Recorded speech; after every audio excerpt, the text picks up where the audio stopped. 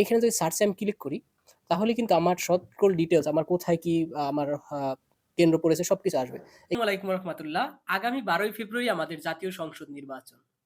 এই নির্বাচন যাতে সুষ্ঠু, সুন্দর এবং প্রত্যেকটি মানুষের কাছে স্বস্তিদায়ক মনে হয়, সেজন্য আমি মনে করি একজন সচেতন নাগরিক হিসেবে আমারও কিছু দায়িত্ব আছে। সেই দায়িত্ববোধের জায়গা থেকে আজকে বলবো আমরা কিভাবে বাসায় বসে খুব সহজে আমাদের ভোটার তথ্যগুলো জানতে পারি। আমাদের ভোট কোন কেন্দ্রে হবে এবং আমার ভোটার নং কত সেগুলো আমরা বাসায় বসেই চেক করে যেতে পারবো। যার ফলে আমাদের বড় একটি সিরিয়াল ধরতে হবে না আমাদের ভোটার নং জানার জন্য, যেটা আমাদের নির্বাচনকে আরও সুন্দর করবে এবং স্বস্তিদায়ক করবে। সো সেই ব্যাপার জানার জন্য আমাদের প্রয়োজন হবে একটি স্মার্টফোন। এখানে ৪টা পদ্ধতি আছে। ৪টা পদ্ধতির আমি আজকে স্মার্টফোনের মাধ্যমে কিভাবে দেখতে পারবো সেটা দেখিয়ে দেবো। আরও ৩টা আছে সেই পদ্ধতি। একটা হচ্ছে আমরা 105 এ কল দিয়ে আমরা আমাদের ওখানে যে যারা সার্ভিস দিয়ে থাকে বা যারা কল কথা বলে তাদের কাছে মাধ্যমে আমরা জানতে পারবো। থার্ড হচ্ছে আমরা ওয়েবসাইটের মাধ্যমে জানতে পারবো। আর ফোর্থ হচ্ছে আমরা এসএমএস এর মাধ্যমেও জানতে পারবো। সেটা আমি পরবর্তী কোনো ভিডিওতে দেখিয়ে দেবো। আজকে দেখবো আমরা কিভাবে অ্যাপের মাধ্যমে খুব সহজে আমাদের কেন্দ্র এবং আমাদের যে কেন্দ্রের যতজন সংসদ সদস্য আছে তাদের নাম, তাদের প্রতীক সবগুলো আমরা খুব সহজে দেখতে পারবো। তো দেখি কিভাবে দেখা যায়। তো সবাই সাথে থাকুন। আশা করি আপনারা ভিডিওটা ফুল দেখলে আপনারা নিজেরাই চেক করতে পারবেন। So let start. যে অ্যাপটা ইনস্টল করতে হবে সেই অ্যাপের লিংক আমি আমার এই ভিডিওর কমেন্ট বক্সে দিয়ে রাখবো। আপনারা ইজিলি সেই লিংকে ক্লিক করে অ্যাপটা ডাউনলোড করতে পারবেন। অথবা আপনারা চাইলে প্লে স্টোরে, যে গুগল প্লে স্টোর, এখানে যে আপনারা সার্চ করবেন, এই যে সার্চে আসার পর এখানে সার্চ করবেন smart election BD, sorry smart election BD. এটা সার্চ করার পর এখানে যে এই যে দ্বিতীয় অ্যাপটা, মানে এই লোগোটা একটু দেখে নিন। এখানে এখানে ক্লিক করে এটাকে ইনস্টল করব।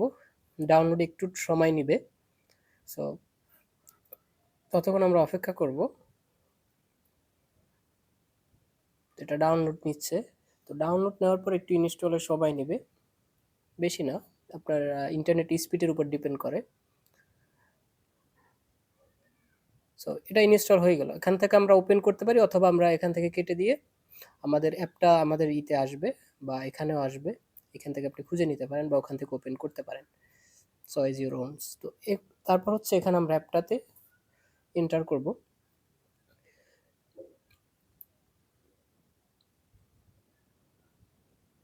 এন্টার করার পর এখানে আমাদের ভাষা সিলেক্ট করতে বলবে। যেহেতু আমি সবার জন্য এটা করতেছি সেহেতু আমি বাংলা ভাষাটা চয়েস করে নিলাম। আপনি চাইলে ইংলিশও চয়েস করতে পারেন। তো এরপর হচ্ছে আমাদের এখানে পূর্বের নির্বাচন সমূহ এগুলোর ডিটেলসও জানতে পারি। এখন যেহেতু আমাদের ত্রয়োদশ জাতীয় সংসদ নির্বাচন, তো সেক্ষেত্রে আমরা এটাকে ক্লিক করব। ক্লিক করার পর এখানে আমাদের বেশ কিছু জিনিস আসবে। তো এখানে আমরা দেখতে পাচ্ছি যে ঢাকা বিভাগের চট্টগ্রাম, এই পাশে যদি আমরা এগুলো টানি এরকম হাত দিয়ে, তখন আমাদের কিন্তু এগুলো আসতেছে। এখন যদি আমি সাপোজ আমি বরিশালের বিভাগ সম্বন্ধে জানতে চাচ্ছি। এখন বরিশাল বিভাগে তো অনেকগুলো জেলা আছে। এখন জেলাগুলো কিভাবে সিলেক্ট করব? এই যে এখান থেকে আমরা জেলা সিলেক্ট করতে পারবো। যেমন বরগুনা সিলেক্ট করলাম। সিলেক্ট করার পর বরগুনায় ১, ২ যতগুলো আসন আছে সংসদীয় আসন, সো বরগুনা ১ এর বিস্তারিত যদি আমি এখানে চাপ দেই, তখন এখানে মোট ভোটার সংখ্যা পুরুষ মহিলা সব কিছু কিন্তু এখানে আসছে এবং মোট যে কেন্দ্র, তারপর কোন কোন প্রার্থী সেখানে তারা প্রতিদ্বন্দ্বী আছে সেগুলো কিন্তু এখানে দেখা যাচ্ছে। সো এখানে আবার আছে কেন্দ্র, কতগুলো কেন্দ্র আছে সব কেন্দ্রগুলো এখানে নাম দেওয়া আছে। সো এটা ছিল। এখন হচ্ছে আমরা আমরা জানতে চাচ্ছি যে আমাদের ডিটেলসটা, যে আমরা যখন ভোট দিতে যাব তখন আমাদের যে একটা ভোটার নং, তারপর যা যা লাগে আর কি, যেগুলো আমরা অন্যভাবে সংগ্রহ করি সেটা কিভাবে খুঁজে পাবো। এখানে এই যে নিচের দিকে একেবারে যে ভোট কেন্দ্র খুঁজুন, এইখানে যদি আমরা ক্লিক করি, তো এখানে আমাদের প্রথম এনআইডি নাম্বার, আপনার যে এনআইডিতে যে নাম্বারটা আছে সেটা আপনি এখানে লিখবেন। লেখার পর এখানে জন্ম তারিখ চাবে। তো জন্ম তারিখ চাওয়ার পর আপনি এখানে ক্লিক করলে এরকম একটা আপনাকে ক্যালেন্ডারের মতো আসবে। সো আপনি এই যে উপরে ফেব্রুয়ারি ২০২৬ এইখানে ক্লিক করলে আপনাকে সালটা সিলেক্ট করতে বলবে। তো আপনি এখান থেকে ইজিলি সালটা নেবেন, কারণ এই ক্যালেন্ডার যদি আপনি মুভ করে নিতে চান অনেক সময় লাগবে। তো আপনি এখান থেকে সালটা ইজিলি সিলেক্ট করতে পারবেন। তো এখানে সিলেক্ট করবেন, তারপর এখান থেকে মাসটা সিলেক্ট করবেন। এই যে সাল তো সিলেক্ট করলেন, তারপর এখান থেকে মাস, এই দেখেন ফেব্রুয়ারি, আপনি এই যে অ্যারো চিহ্নগুলোতে যদি করেন মাস চেঞ্জ হবে। তো এখানে আমার যেহেতু মার্চ, আমি মার্চের 13, তো দিলাম এই যে মাস 13।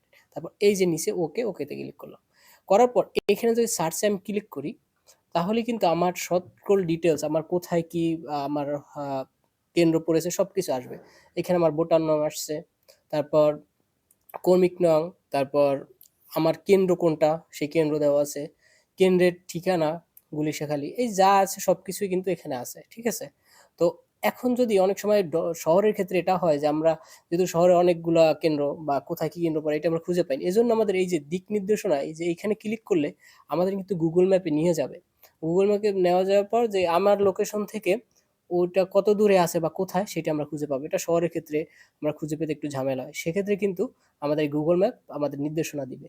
সো এভাবে কিন্তু আমরা খুব ইজিলি আমাদের এইসব ব্যাপারগুলো সলভ করতে পারি।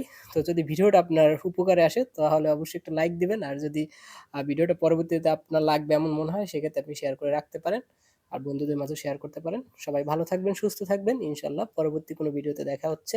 আল্লাহ হাফেজ।